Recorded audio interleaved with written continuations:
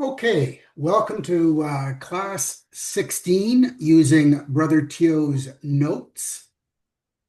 Now, let me just move to the next slide. At the end of last class, I presented this chart showing the unwholesome chittasikas and at which stage they are uprooted by different levels of sainthood. And you see at the Sotapanna stage, wrong view, envy, stinginess, and doubt are uprooted. Nothing is uprooted at Sakadagami, but it is severely weakened. All the unwholesome chittasikas are severely weakened. At the Anagami, attachment to sense objects, aversion, and remorse. And I got to apologize. In last class, I missed out remorse, so I've added it in here. And then at the Arahat level, all the remaining unwholesome chittasikas are uprooted. And I've highlighted two, the shamelessness, aharika, and fearlessness of wrongdoing, anotapa. Now, the reason I've highlighted those two is that you see, according to this chart, that they are only uprooted by the arahant. They are universal, unwholesome chittasikas, together with delusion and restlessness, and they are uprooted as the final set of chittasikas that are uprooted in the progression of sainthood. Now, a couple of days, 2-3 days after my class, Brother Alfred shared this sutta in the class chat, the non-returning sutta. Bhikkhus, without having abandoned 6 things, one is incapable of realizing the fruit of non-returning, anagami, right? Which 6? Lack of faith, lack of moral shame, moral recklessness, laziness, muddle-mindedness, and lack of wisdom. And again, I've highlighted lack of moral shame and the moral recklessness, which are aharika and anotapa. This, on the surface, appears to contradict with that chart that I took from the Abhidhamma Sangha. Now, how is it that we reconcile this? This sutta very clearly says that aharika and anotapa are abandoned by the anagami, but the Abhidhamma says that those two are abandoned by the arahant. So there seems to be a mismatch or a conflict between the two. And I'd like to explain that because it raises a very important and interesting point. According to the commentary, so I read the commentary to this sutta, and what it says is that the active expressions of shamelessness and recklessness. So the active expression of aharika and anotapa must be absent in one who attains non-returning, in the anagami. But the latent roots, anusaya, of aharika and anotapa persist until arahatship. In other words, the anagami has strong hiri and otapa, which are the opposites to aharika and anotapa.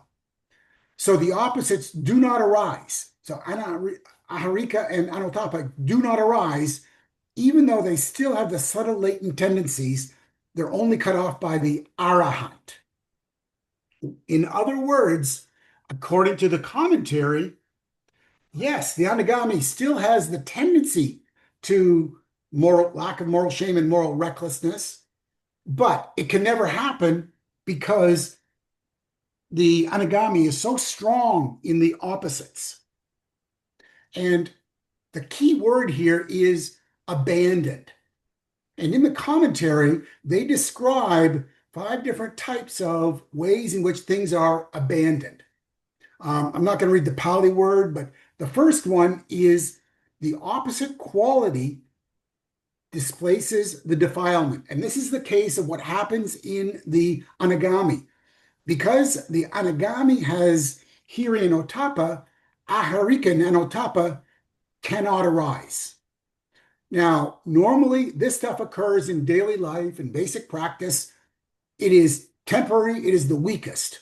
And for example, at the time that I am radiating metta, there's no anger at that moment. Metta has caused the mind to abandon anger. And this is one way in which things are abandoned. So anger gets abandoned whenever I'm practicing metta. However, when I am not practicing metta, anger can arise easily. Unfortunately, all too easily. So this is the temporary and weakest form. But this is actually what they are talking about in this sutta. The anagami will never have aharika and anotapa because they have hiri and otapa. They're so strong. So though in general, according to the commentaries, these are temporary and the weakest. For the anagami, they are so strong.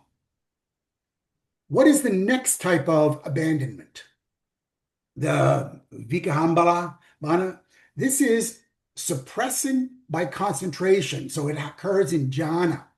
It's also temporary, but it's stronger. So whenever one is in jhana, a jhana state, hindrances cannot arise because the jhana is so powerful, so strong that it blocks any of the hindrances. So this is also temporary, but it's much stronger. This is another type of abandonment. Here, samucceda, the complete eradication by path, this is when the being reaches a level of sainthood, and because of that path chitta, the certain defilements are uprooted. So it occurs at the supramundane path, and it is permanent. So as an example, when the person attains stream entry, becomes a sotapanna, doubt is cut off, wrong view is cut off, can no longer ever arise again, permanently through however many other lifetimes the person has. And then there is actually one more type, which is patipasadi, which is the tranquilizing the residual agitation. This is the experience after one has attained the fruit. So, for example, the sotapanna has uprooted doubt, but there are still kind of like the ripples, the side effects of doubt disturbing the mind. Even though doubt itself cannot arise, there are still like the side effects. Here, because of the experience of fruition or post-path, once one experiences the sotapanna fruit, there's no more possibility of even the residual effects happening. And the fifth one is the nisarana, which is escape through nibbana. And this is only by the realized by the arahant, and it is absolute strong. And this is final liberation of the arahant. Not only is the defilement cut off, not only is the residual from the defilement cut off, the ripples from that defilement cut off, everything is gone. This is the absolute. So the suttas define these 5 types of abandonment in the as ways of things becoming abandoned. Now, here is I'm going to get on my soapbox for a bit and make some go on a bit of a rant.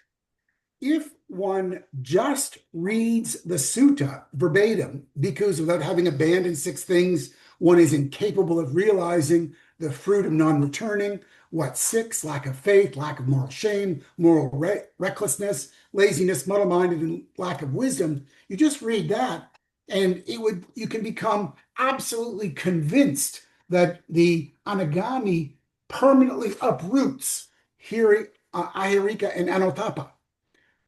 And those people who read the suttas and choose to interpret it their own way without looking at the Abhidhamma, without looking at the commentary for explanation, they are going to be easily misled into a wrong view, wrong from a Theravada point of view, wrong perspective in understanding what the suttas actually mean.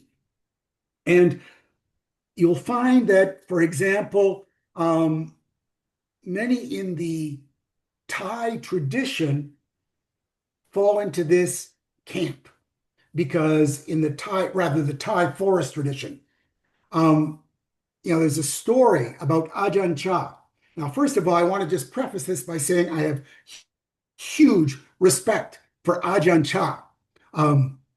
And I suspect in my mind that he was enlightened. To what degree of sainthood, I don't know, but I suspect certainly a very charismatic teacher.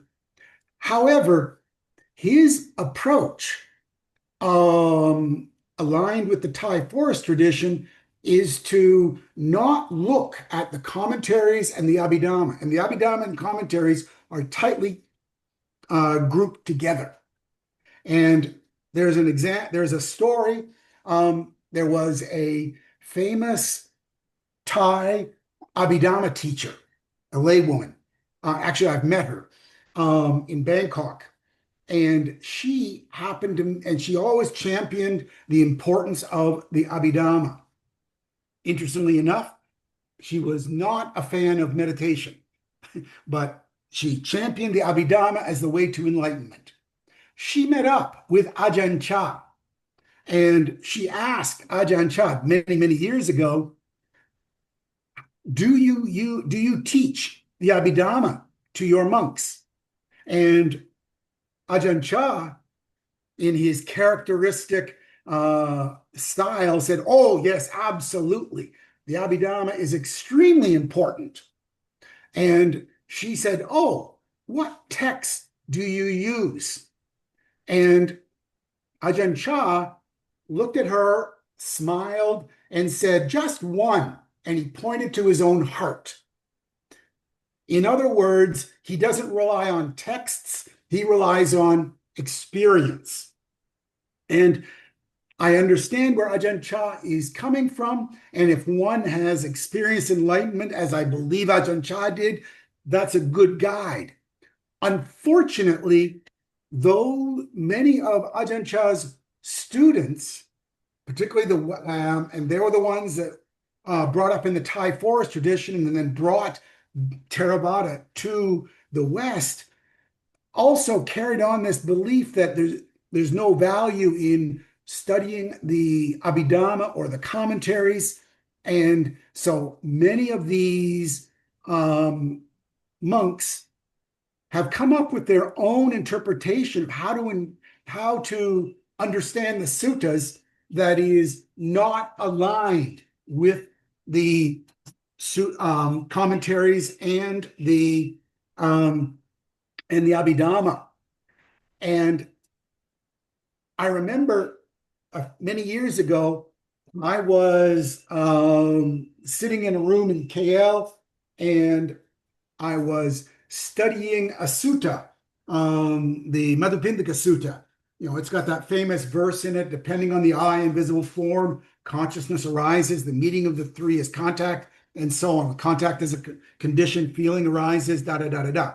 So I was studying that sutta in Pali, and I met a monk who was visiting at that time, and he was told that I was the Abhidhamma teacher, and he came in and quite proudly said, oh, I don't believe in the Abhidhamma.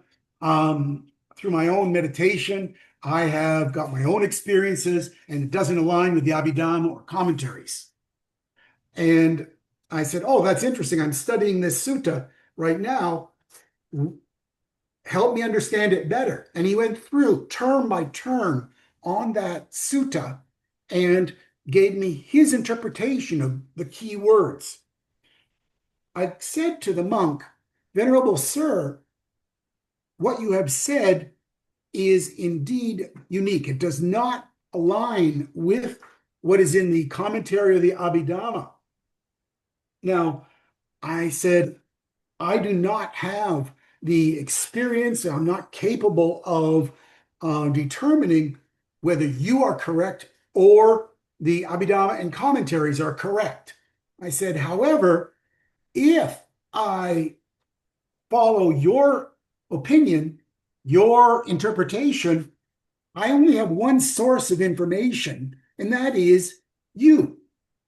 However, if I follow the traditional Theravada interpretation, then I can refer to many books, many teachers, and everything will be consistent. I'm not dependent on one person. And so I said, because I'm not qualified to make a proper judgment, I'm going to stick with I didn't say this to him, but this is what I was thinking. Because I am not qualified, I'm going to stick with the traditional Theravada documented approach. And for that reason, whenever I have any questions on theory, the first place I look is Bhikkhu Bodhi. And the reason I go to Bhikkhu Bodhi is because one, he's in English, and number two, everything he does is closely aligned with the commentary, the Abhidhamma and commentary. If I want practice information, I go to Mahasi Sayadaw because that's the practice in which that I am most familiar with. I'm not saying that other teachers like Pa'ao or other teachers may not have other practice instructions that are valuable and appropriate, but the one that I am familiar with is the Mahasi approach. So I wanted just to use this sutta as an example of how a person who only looks at the sutta and makes their own interpretation is sometimes not going to be aligned with the sutta, the commentary and Abhidhamma, and come up with what are, in my opinion, wrong interpretations. But I go back and I say, okay, is the Abhidhamma just trying to, are the commentaries in Abhidhamma just trying to cover over this? And I think, no. What do I know about Anagami? Anagami, in this case, Anagami has given up any attachment to sense objects. What they are still attached to is rebirth. They're still attached to existence in the form realm, existence in the formless realm. So they still have this attachment to rebirth that causes them not to be fully an arahant, but they've given up any attachment to the sense objects, which is why they're not going to be reborn in the sense realms, only in the form realms or the formless realms. Now, let's just take myself as an example, as a non-saint. Let's say out of greed, I steal something. All right. That greed of stealing something, there is clearly a lack of moral shame. I'm not ashamed to do wrong. And moral recklessness. I'm not considering the effects of karma. So part of that motivation of me as a layperson stealing something will be lack of moral shame and moral recklessness. However, that's because I was attached to something physical. I stole something physical. In the Anagami case, all they are attached to is new existence. Yes, there is a delusion there, but there's no lack of moral shame. There's no lack of conscience. There's no moral recklessness, no reflecting on karma there. I mean, that attachment to new existence does not need the support of lack of moral shame and moral recklessness. So the explanation from the commentary that the because the anagami has given up any attachment to sense objects, they their lack of moral shame and moral recklessness are suppressed by strong hiri no tapa. Okay, so any questions or comments on this kind of rant? I'm sorry for going on and on about this, but it's something that's, I think, very important. And when Brother Alfred rather shared that sutta, I felt it was important to put things into context, especially because many of our people that we listen to have come from the Thai forest tradition, where there is not the respect for the commentaries and Abhidhamma that there is in the Burmese tradition. Any comments or questions?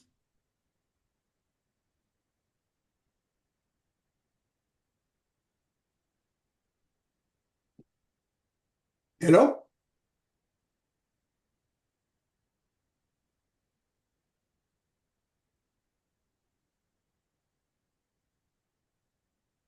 Okay. Just want to make sure. Can you hear me there?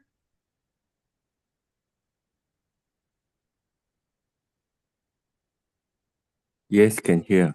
Okay, good, good, good. Thank you, thank you. Just um, yeah, it's a little difficult to be doing this remotely where I can't even tell whether there's anybody on the other side. Okay, so let's go back to the sutta, the Ratana Sutta.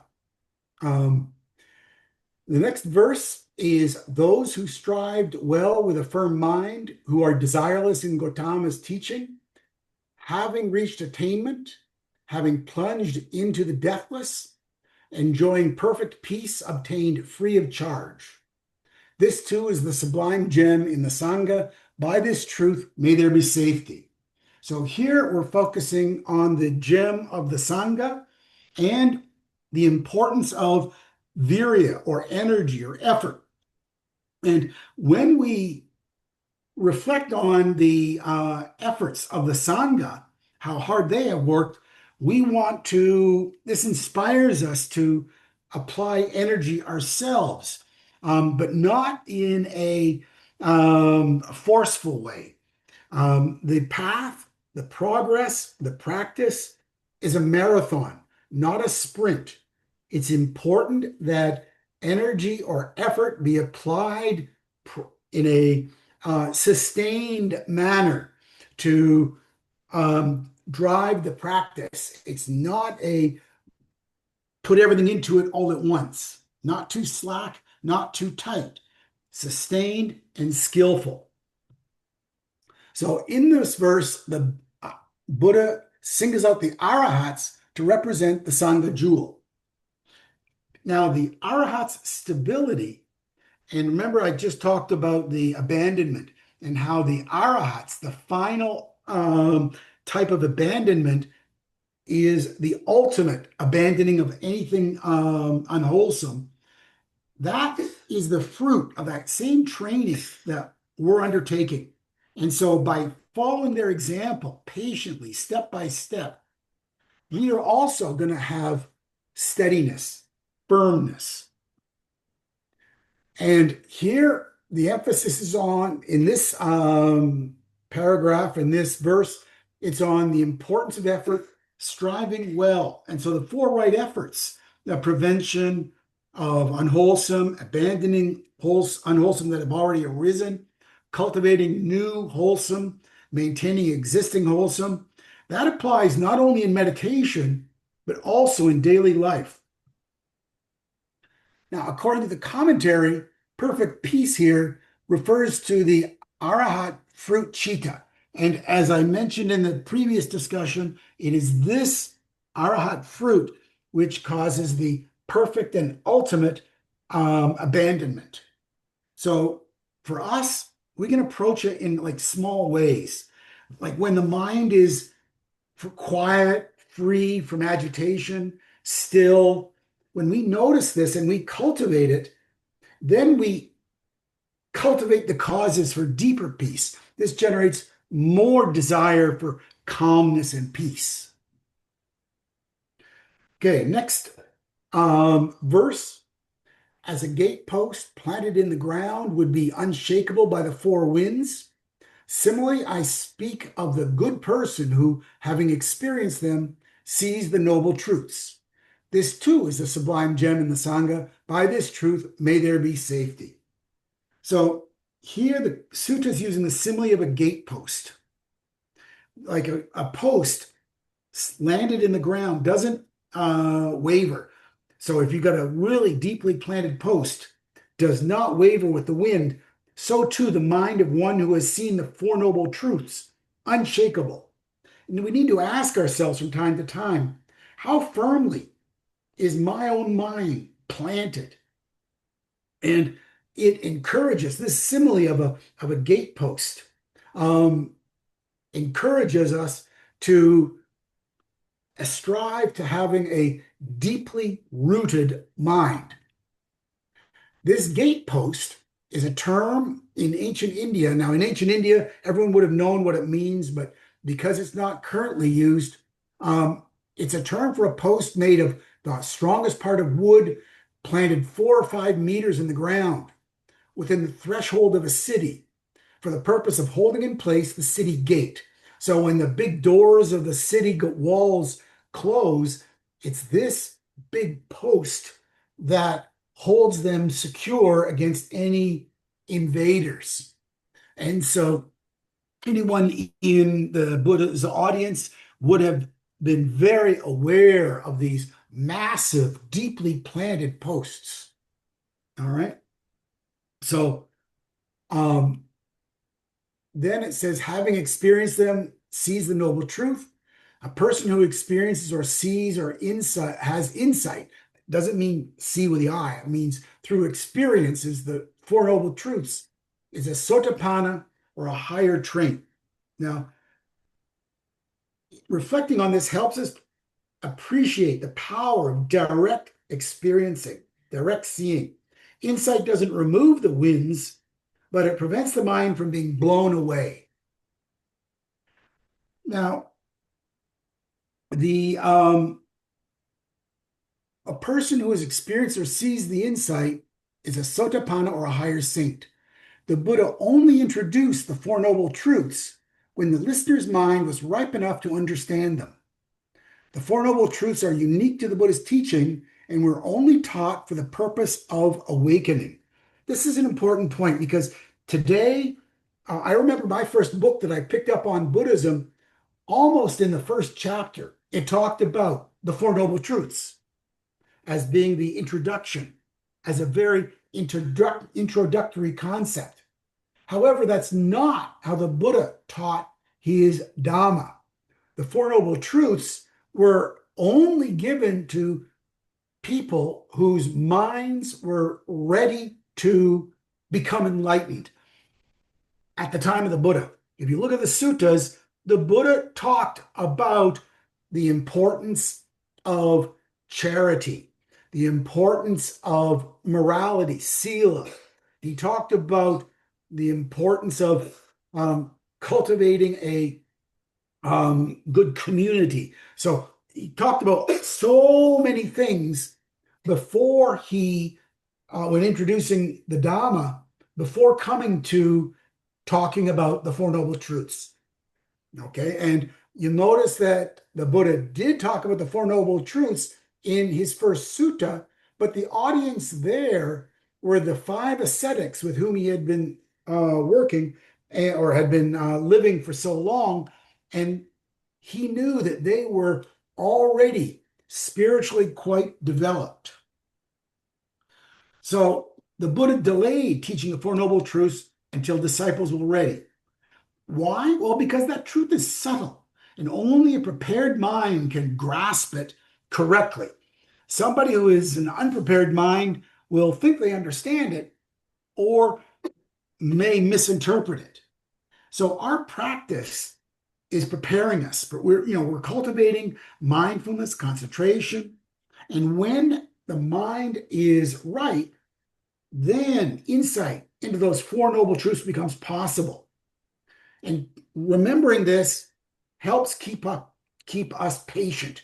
We know that we need steady preparation, and that will naturally lead to readiness for awakening. Now, when it talks about unshakable by the four winds, does this verse indicate that the mind of a Sotapanna cannot be shaken by gain and loss, fame and disrepute, praise and blame, pleasure and pain? These four pairs, praise and blame, gain and loss, fame and disrepute, pleasure and pain, those are the eight worldly conditions. And the Buddha talked about them in the Abhidhamma Nikaya, the verses of eight. These eight worldly conditions revolve around the world, and the world revolves around these eight worldly conditions. In other words, for people who are not yet saints, our world revolves around these eight factors. So, does this one say that the Sotapanna is not shaken by them? No. The mind of the Sotapanna is free from wrong view and doubt, but is still subject to lobha, dosa, and moha, attachment, aversion, and delusion. So the Sotapanna, what we saw earlier is that they give up the wrong view of self, they give up attachment to rites and rituals, and they give up the attachment to rites and rituals, wrong view of self. What was the third one? Doubt, skeptical doubt in the Buddha-Dhamma Sangha. So they still have lobha, dosa, and moha. So, for example, when the Ananda learned that the Buddha would soon die, Ananda started to cry. At that time, Ananda was still a Sotapanna. He didn't become an Arahat until the night before the first council.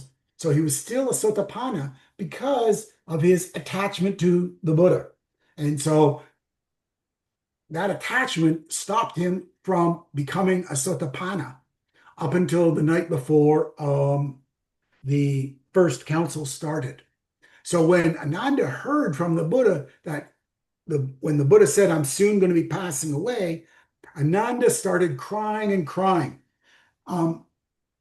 So now his grief didn't shake his confidence or his path. But noble ones like Sotapanna, they remain human with natural emotions. What makes them different is not the absence of feeling, but the unshakable grounding in their view and their path.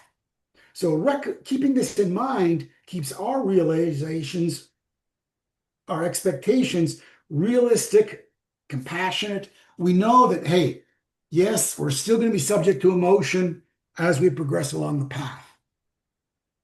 So how is the Sotapanna unshakable by the four winds? And here is a sutta. Those who do not understand the Four Noble Truths look to other teachers, thinking this person truly knows, truly sees. Just as a tuft of cotton wool can be blown in any direction by the four winds because it is so light, the mind of one who does not understand the Four Noble Truths can be moved in any direction.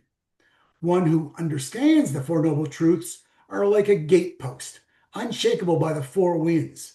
In other words, a Sotapanna, will not take any other teacher as they won't follow any other teacher because other than the Buddha, because of their direct experience of Nibbana, going, yeah, the Buddha was correct.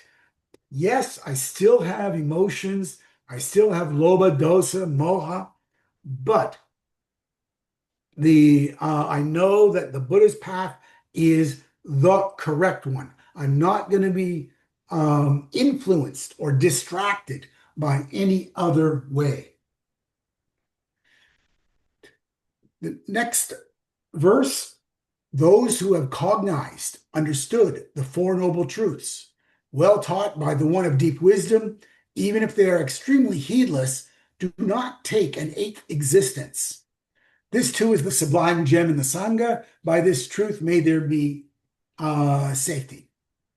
So even if the noble disciple, even if the Sotapanna is negligent or heedless, the path is irreversible.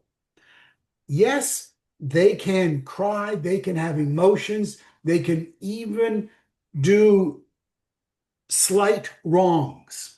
When I say slight wrongs, they cannot do things that are so bad that would cause a unfortunate rebirth, creating unfortunate rebirth. However, they're not perfect, the Sotapanna, right? But because of that experience of becoming a Sotapanna, they are only going to exist for they got 7 more existences maximum. All right. So the previous verse referenced the Sotapanna in general as being the Sangha jewel. This verse indicates that even the lowest grade of Sotapanna, who will be born 7 more times, is still the Sangha jewel. So the commentary defines there are certain Sotapannas which are going to be only one more existence, certain Sotapannas that have 2 to 6 more existences, and then there's the Sotapannas, the lowest form of Sotapanna, who has 7 more existences. But even that Sotapanna who has 7 more existences is still worthy of being a jewel of the Sangha. All right? Because even though their practice isn't complete, their course of destiny has shifted, guaranteed. Their wandering of samsara is now limited. Together with one's achievement of vision, 3 things are discarded. These are the 3 things that a Sotapanna uproots: the view of the personal entity and doubt, and whatever good behavior and observances there are. One is also freed from the 4 planes of misery and is incapable of doing 6 deeds. So this tells us that the Sotapanna is so close to liberation. So the fetters are cut off, no delay, instantaneously. It's not a gradual softening, but becoming a Sotapanna is an instant, decisive change. So personality view, doubt, clinging to rites and rituals are severed once and for all. When the truth is seen, this change happens at the root. So it describes what happens at the moment when stream entry is attained, the achievement of vision. The 3, Sakaya Ditthi, the view of a self related to the 5 aggregates. Number 2, doubt about the triple gem and the practice. 3, clinging to rites and rituals as a method of attainment. Now, I want to stress here that a Sotapanna may still participate in rituals, things like chanting or bowing, which are often ritualistic in nature, but their view on these rituals are not that, oh, this is going to get me attain enlightenment or help me reach the next stage. They are just seeing these as good things to do, not necessarily on the as a clinging to them. I think that's the right way of saying it. Yeah, clinging to them. So they cannot be reborn in hell as an animal, as a peta, or as an asura. They're incapable of doing the 5 heinous deeds: killing mother, killing father, killing arahant, wounding a Buddha, splitting the Sangha, and incapable of taking a spiritual teacher other than the Buddha. Those are the 6 deeds that they are incapable of doing. The next one is, although one does a bad deed by body, speech, or mind, one is incapable of hiding it. Such inability is stated for one who has seen the state. This too is a sublime gem in the Sangha. By this truth may there be safety. So the noble disciple cannot conceal any misdeeds. Their honesty just flows naturally from their insight. When self view is weakened, there's no need to defend or hide. Confession, openness become natural because the heart is no longer bound by pride or fear. And even before full waking, one can still cultivate transparency as a wholesome habit. So one should always try to be wholesome and transparent. So that describes the character of the Sotapanna. The noble disciple is, according to this verse in the Sutta Nipata, Samyutta Nikaya, a noble disciple who possesses four things is a stream enterer: confirmed confidence in the Buddha, confirmed confidence in the Dhamma, confirmed confidence in the Sangha, and virtues dear to the noble ones. The commentary explains that virtues dear to the noble ones means keeping the five precepts. Now, you may wonder, why just the five precepts? Why not something more strict? Actually, it is possible to become a Sotapanna. There are examples in the suttas. Anathapindika, for example, he was a Sotapanna, but remained as a layperson. So you can still be a layperson and become a Sotapanna. There are also examples of lay people in the suttas becoming Sakadagami. There are also a couple of examples of in the suttas of people becoming Anagami and remaining as lay people. There is one example in the Vinaya, the Yasa, becoming an Arahat as a layperson, but then he immediately requested ordaining into the Sangha. So it would appear from the suttas and the Vinaya that you don't have to be a monk to become enlightened or even a saint. However, once one is at the Arahat level, one feels naturally compelled to take up the robes. And if you take a look at all the extra rules in the Patimokkha, the 227 rules, and compare them to the five precepts, so many of those rules are related to maintaining proper appearances or creating an environment that is suitable for practice. They're not moral rules per se. So, for example, one of the rules for a monk is that they cannot eat after noon, after midday. Actually, when we take our 8 precepts, that's one of the rules that we follow. Now, is there anything morally wrong?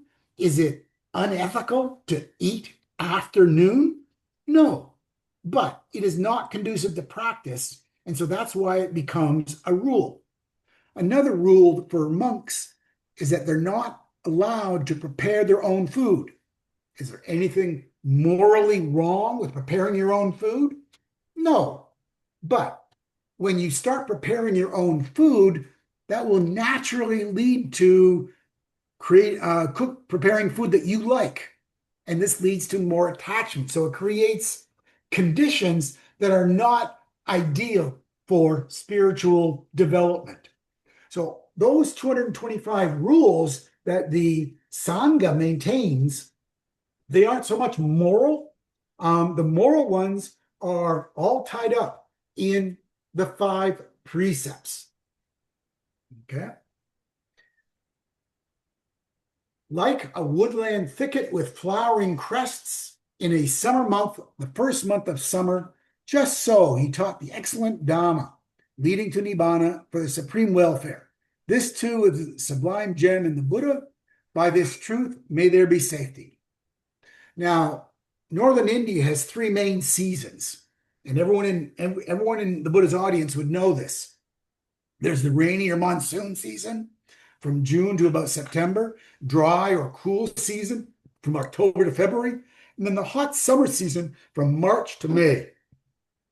And in the first month of summer, this would be March, there's a certain kind of a tree It's referenced in other suttas as well, that all of a sudden bursts into yellow flowers. There's another type of tree called the flame of the forest that bursts into red and orange flowers. So the audience would have been very familiar with, in March, all of a sudden, over the matter of a week or two, there's these trees that all of a sudden have bright yellow, red, and orange flowers just blossoming all at once. And this simile emphasizes that the Dhamma has so many different and beautiful aspects, just like there are so many different and beautiful leaves. This verse is praising the Buddha as a jewel through the Dhamma that he teaches. The excellent one, knower of the excellent, giver of the excellent, bringer of the excellent, the unsurpassed one, taught the excellent Dhamma. This too is a sublime gem in the Buddha. By this truth, may there be safety. It continues with the theme of praising the Buddha as a jewel through the excellent Dhamma that he teaches. The old is destroyed. There is no new origination. Their minds are dispassionate toward future existence. With seeds destroyed, no desire for growth. Those wise ones are extinguished like this lamp. This too is a sublime gem in the Sangha. May this truth, may there be safety. So this verse is praising the arahats who are not subject to rebirth. The old karma that can cause rebirth is now inoperative. In Pali, they call it ahosi, which means that it arose in the past, but because of new conditions, it can no longer, and that new condition being the sainthood, it can no longer cause fruit. There's no more desire for existence of any kind. The seeds of karma and the seeds of ignorance are destroyed. Now, extinguished, nibanti, that also calls back to the word nibbana. Nibanti and nibbana are closely related linguistically. When reciting this parita, sometimes at this point, almost at the end, the monk will extinguish a candle just to give a visual reminder that, hey, we're extinguishing the flame just as the nibbana extinguishes craving. Whatever beings are gathered here, whether of the earth or in the sky, we pay homage to the thus gone Buddha, venerated by devas and humans. May there be safety. We pay homage to the thus gone Dhamma. We pay homage to the thus gone Sangha. These final verses were recited by Sakam, okay? Because you'll notice that the language is different here. It's now saying we pay homage. It's not instructing the devas. If you remember at the beginning of this, the sutta, the Buddha called all of the devas, Saka and all of the devas, whether of the earth or in the sky, to take care of the humans. And now Saka, representing all the devas, is instructing the devas to provide safety, welfare, well-being, auspiciousness to the humans. So this is the end of that sutta. The Ratana Sutta, it's a highly respected, I would even say revered Buddhist text, pays homage to the three jewels, the Buddha, Dhamma, and Sangha, celebrating their supreme qualities as the highest source of refuge and merit in the Theravada tradition. While it's traditionally chanted as a protective discourse or a parita, the sutta's true power comes from the contemplative understanding rather than ritual recitation. It requires careful reflection on the virtues that it honors. It cultivates wholehearted faith, saddha, in the triple gem, encourages regular reflection on the Dhamma to maintain mindfulness, and emphasizes the importance of supportive spiritual community, the Sangha, in meditation practice. Now, the Sangha here, what I mean here is your community, the fourfold Sangha, which means monks, nuns, lay people, and lay men and lay women. There is a supportive community for our meditation practice. Ultimately, the sutta asks us to internalize its teachings by developing the very qualities it praises, awakening the protection and peace it promises through lived Buddhist practice, not a ritual. Okay, that's the end of the Ratana Sutta. Any questions, comments on the Ratana Sutta? I rushed through it because I wanted to get it done in this class. Any questions, comments?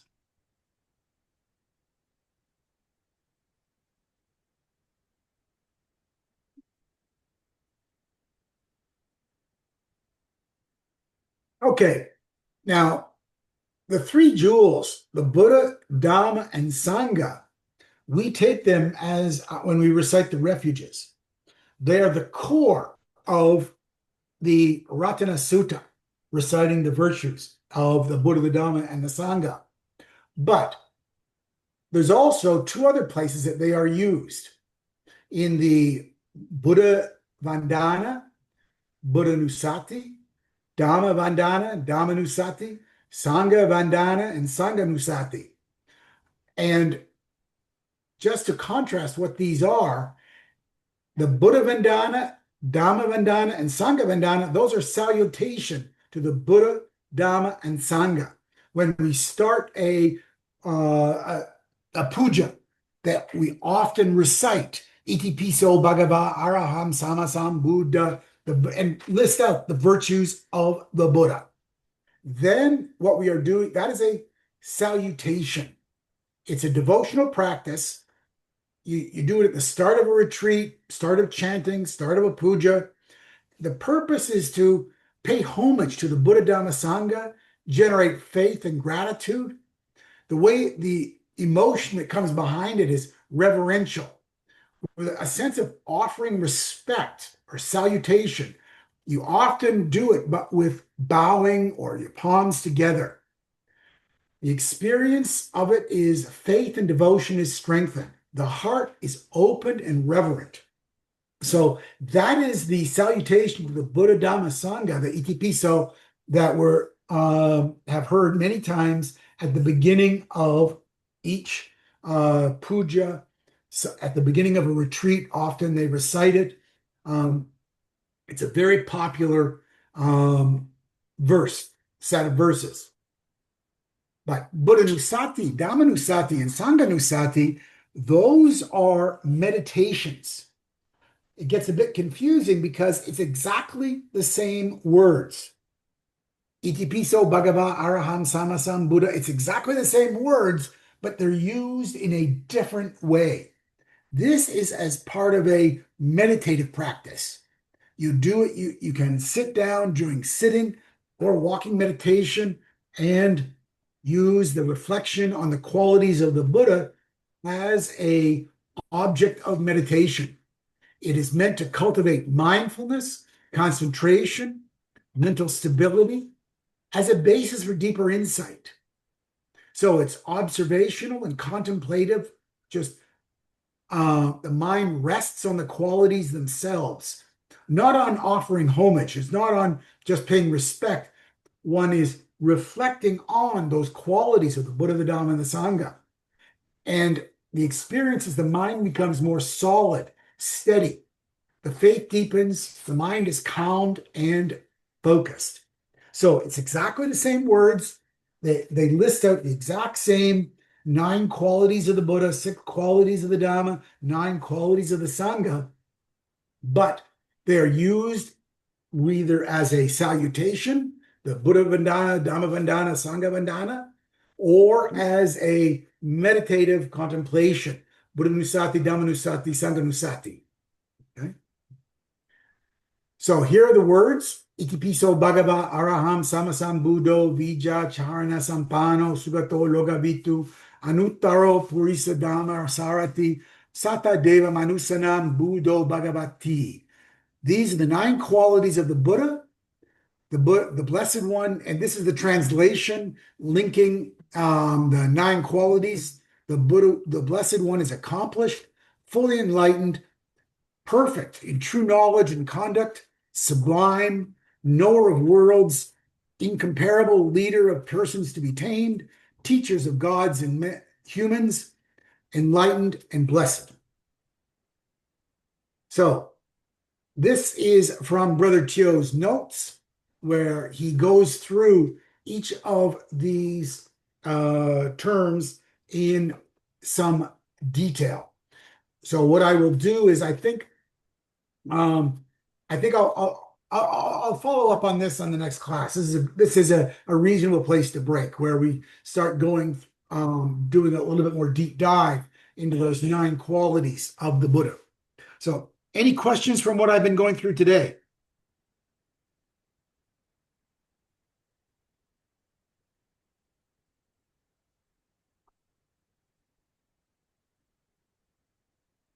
Okay, so we have I think we've reached the end. Um, Now I will be in Sydney for another 3 weeks or so. So I will not be in KL. The next class will again be um, a next class will again on the 15th will be a remote.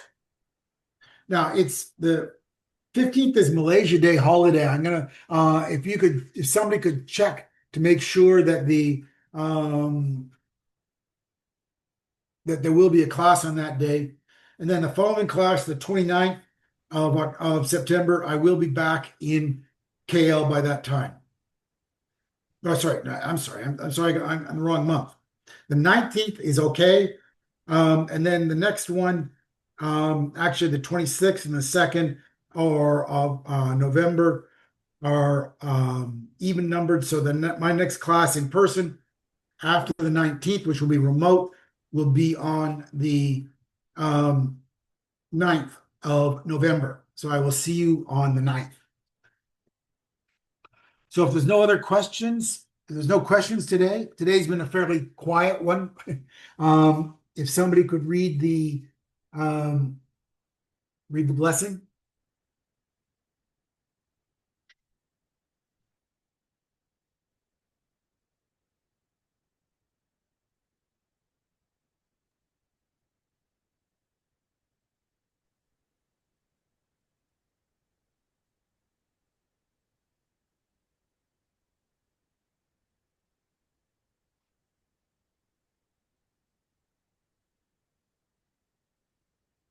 Hello?